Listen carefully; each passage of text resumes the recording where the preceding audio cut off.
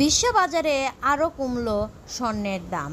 মার্কিন যুক্তরাষ্ট্রে সুদের হার বৃদ্ধির আশঙ্কা আবারও জোরালো হওয়া বিশ্ববাজারে স্বর্ণের দাম আরও কমেছে।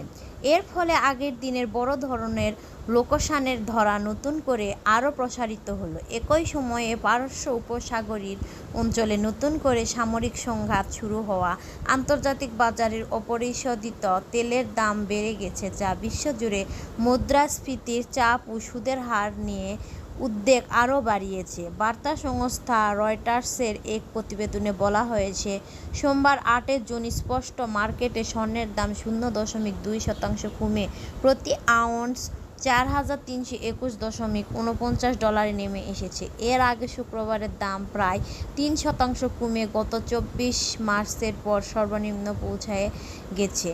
এই পতনের পরে মূল ভূমিকা রাখে প্রত্যাশার চেয়ে ভালো মার্কিন কর্মসংস্থা প্রতিবেদন। একই দিনে আগস্ট ডেলিভারির জন্য মার্কিন স্বর্ণের ফিউচার 0.৫% কমে $৪,৩৪৫.৬০ দাঁড়িয়েছে।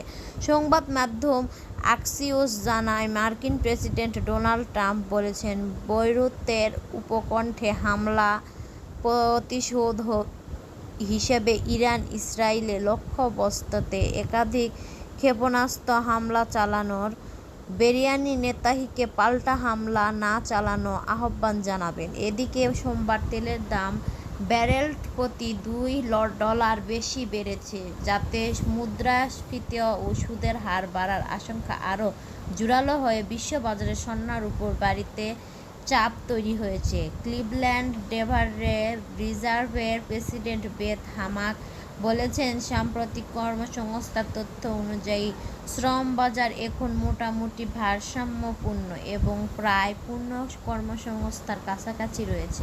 তবে দীর্ঘস্থায়ী উচ্চ মুদ্রাস্ফীতি নিয়ন্ত্রণে রাখতে ফেডকে শিগগিরই সুদের হার বাড়াতে হতে পারে। মে মাসে মার্কিন অর্থসংস্থান টানা তৃতীয় মাসের মতো শক্তিশালী কর্মসংস্থান প্রবৃদ্ধি হয়েছে। এতে ইরান যুদ্ধের কারণে বাড়তে থাকা মুদ্রাস্ফীতির মধ্যেও ফেডকে সুদের হার স্থিতিশীল রাখার সুযোগ তৈরি করে দেওয়া হয়েছে।